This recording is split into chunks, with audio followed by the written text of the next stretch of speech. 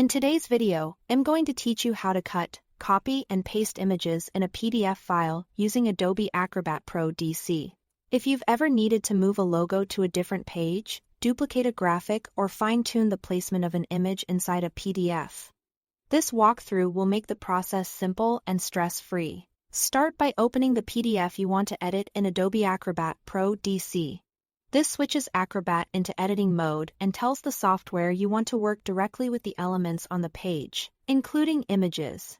You'll know you are in the right place when you can hover over images and see them highlight or show a bounding box.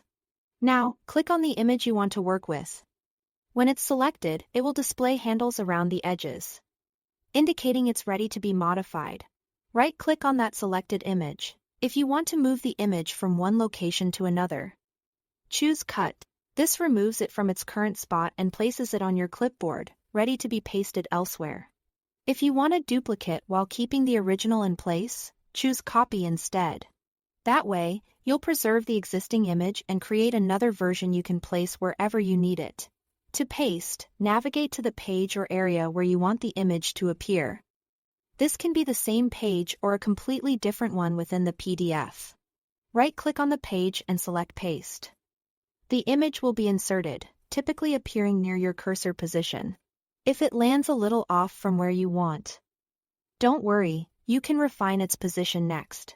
After pasting, you can drag the image to move it to the exact spot you want. Use the corner handles to resize the image proportionally, keeping it from stretching or squishing. If you need a very specific fit, adjust slowly and zoom in for precision. To rotate, move your cursor just outside a corner until the rotate icon appears. Then click and drag to turn the image to the angle you prefer. Small adjustments can make a big difference in alignment and visual balance. If something doesn't look right, simply undo and try again. Also note that some PDFs may have security restrictions or flattened content that can limit editing. So if you can't select an image, that could be the reason.